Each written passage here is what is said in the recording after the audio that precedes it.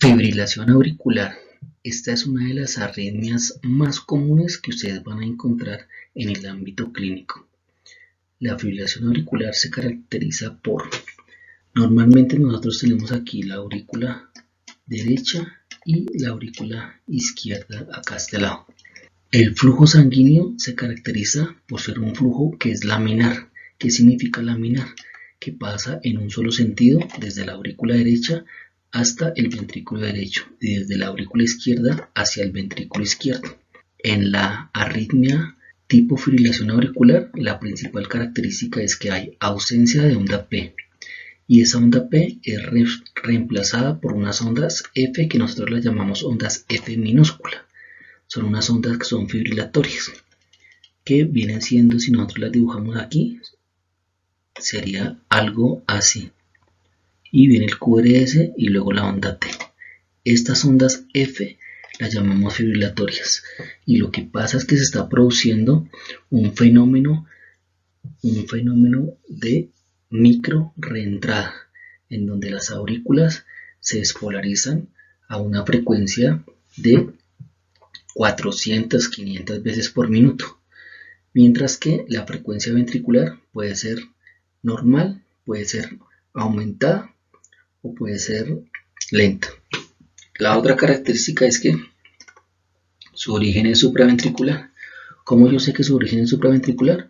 Porque el complejo QRS es un complejo que es angosto, menor de 110 milisegundos, y la principal característica que ustedes van a encontrar en una fibrilación auricular es que el intervalo RR es completamente irregular. Si yo miro la distancia que hay entre esta onda R y la siguiente onda R, tendría una frecuencia cardíaca de 300, 150. Acá tendríamos 300, tendríamos 150 y 100. Los espacios entre R y R son completamente diferentes. Es la principal característica. El 80% de la fibrilación auricular se origina en la aurícula izquierda y el 20% en la aurícula derecha. Les decía que eso es la arritmia más común, de mayor prevalencia que ustedes van a encontrar. Tiene una prevalencia en la población general de 0.4% y de 6% en los mayores de 65 años. Y a medida que aumenta la edad, aumenta el riesgo para presentarla. El momento en que se presenta una contracción auricular de 450 a 500 por minuto, ocurre que el flujo sanguíneo cambia y se presenta una turbulencia. Esa turbulencia hace que el flujo sanguíneo ya no sea laminar, sino que sea turbulento, creando microcoágulos. Por esa razón, todo paciente que se le diagnostique con fibrilación auricular se puede convertir en una fibrilación auricular crónica. Y hay que anticoagularlo, ya que si no se anticoagula, el paciente tiene una predisposición altísima a generar trombos. El proceso de microentrada que hace que la frecuencia auricular sea muy rápida, 400 a 500 veces por minuto, hace que se presenten turbulencia y esa turbulencia microcoágulos. Los microcoágulos viajarían si el compromiso es la aurícula izquierda, de la aurícula izquierda hacia el ventrículo izquierdo por medio de la válvula mitral y del ventrículo izquierdo hacia la circulación sistémica. La fibrilación auricular se considera un altísimo riesgo de presentar evento cerebrovascular isquémico. ¿Qué me va a generar? Esos microcoágulos van a viajar por la circulación sistémica de aquí del ventrículo izquierdo, van a viajar por medio de la válvula aórtica hacia la circulación sistémica y pueden llegar a alojarse en una de las arterias cerebrales, produciendo eventos cerebrovasculares isquémicos. Si por el contrario lo que se compromete es la aurícula derecha, los microcoágulos van a viajar de la aurícula derecha al ventrículo derecho y del ventrículo derecho hacia la arteria pulmonar, dirigiéndose hacia los pulmones, produciendo un tromboembolismo pulmonar. Vuelvo a repetir las características de la fibrilación auricular. Ausencia de onda P y esta es reemplazada por unas ondas F minúsculas que son ondas fibrilatorias. Su origen es una micro reentrada auricular es origen supraventricular, o sea que queda de la bifurcación de las vejigas hacia arriba, y el intervalo de RR es irregular. Siempre que un paciente tenga una fibrilación auricular, yo debo calcular la frecuencia cardíaca ventricular. Si la frecuencia cardíaca es mayor de 100, yo digo que el paciente tiene fibrilación auricular con respuesta ventricular rápida. Es lo más común. Si el paciente tiene una fibrilación auricular con una frecuencia cardíaca que oscila entre 60 y 100, yo digo que el paciente tiene fibrilación auricular con respuesta ventricular controlada. Y si la frecuencia cardíaca llegara a ser menor de 60, sería una fibrilación auricular con respuesta ventricular lenta, que es poco común. Miremos este trazo de electrocardiografía. Empecemos con la onda P para saber si su origen es sinusal. El ritmo sinusal se caracteriza por onda P en T1, T2 y ABF, y yo no veo la onda P por ningún lado. Algunos podrían decir, miren, esta es la onda P. La onda P debe ser claramente definida. Si no se ve claramente, no la inventemos. Onda P. D1. En D2 tampoco veo, y en ABF, perdón. En ABF no veo la onda P, veo unas ondas aquí que son fibrilatorias. Entonces el ritmo es un ritmo de FA.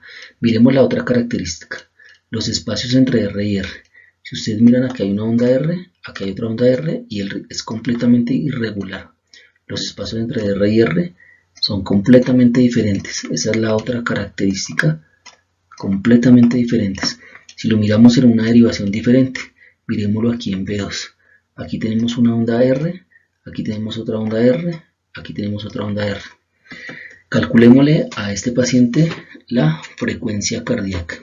Entonces, la frecuencia cardíaca en un ritmo irregular, yo debo hacer un promedio de la frecuencia cardíaca. Tomo un trazo correspondiente a 6 segundos. Entonces, aquí tengo que es un cuadrito, 2, 3, 1, 2, 3, 4 y 5. 1, 2, 3, 4 y 5. Ahí tengo un segundo. Ahora miramos acá. 1, 2, 3, 4 y 5. Aquí tengo 2 segundos.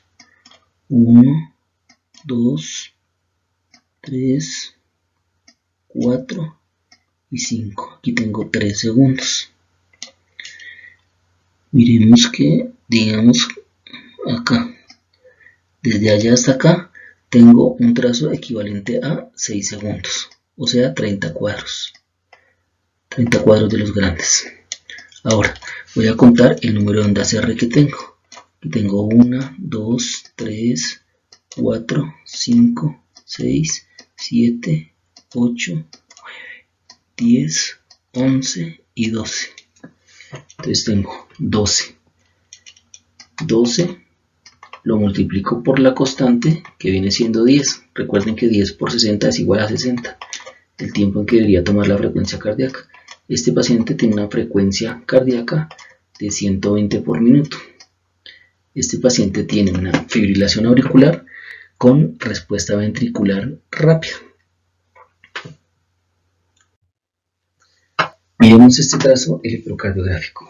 Este trazo es bien interesante porque si ustedes van a mirar la onda P casi no se ve. En D1 no se ve onda P por ningún lado. En D2 tampoco. En ABF tampoco la veo.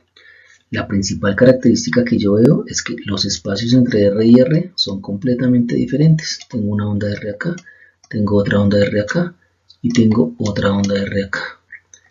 Espacios completamente diferentes.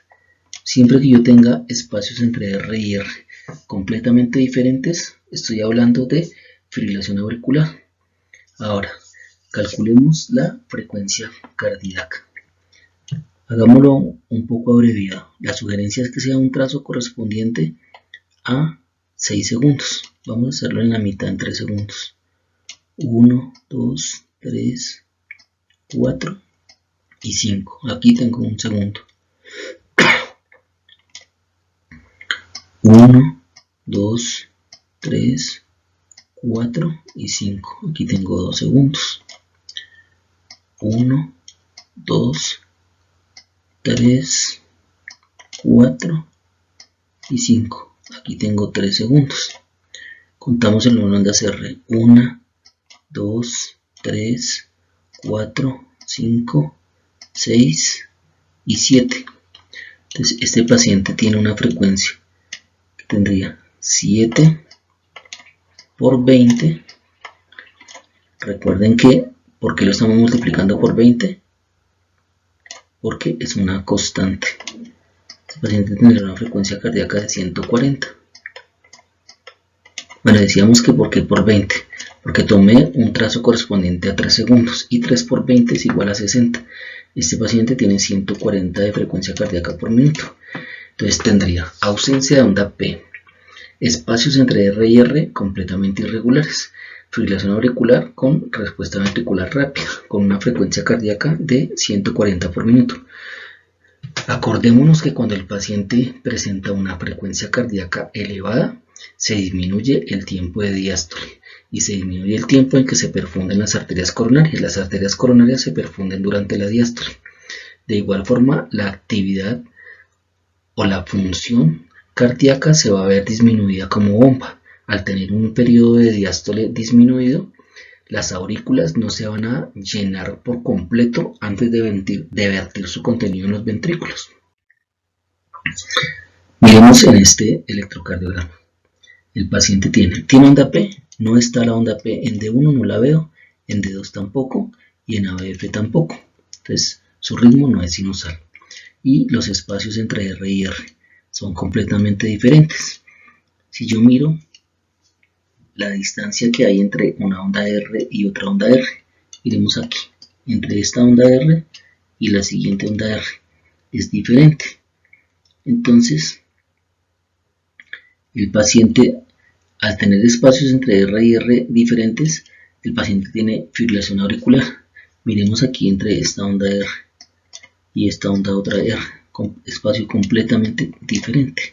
Y la onda P no se ve claramente definida. Obviamente este paciente tiene otras cosas. Tiene infranivel del segmento ST y tiene un suprannivel pequeñito en ABR. Pero lo que estamos viendo ahorita son las características de la fibrilación auricular. Miremos aquí claramente en B2. Aquí tenemos una onda R, aquí tenemos la siguiente onda R y la siguiente onda R está completamente irregular. Y onda P que no se ve claramente definida. Entonces espacios entre R y R completamente diferentes. Fibrilación auricular. Calculemos la frecuencia cardíaca a este paciente. Entonces empecemos desde acá.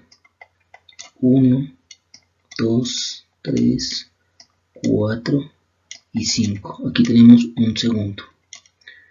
1, 2, 3, 4 y 5. Aquí tenemos 2 segundos. 1, 2, 3, 4 y 5. 3 segundos.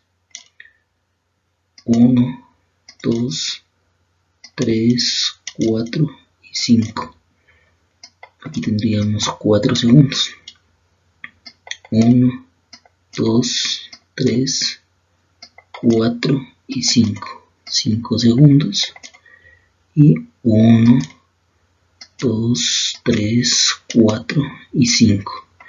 Aquí tenemos un trazo correspondiente a 6 segundos. Contamos el número de ondas R. 1, 2, 3, 4, 5, 6, 7, 8, 9, 10, 11 y 12.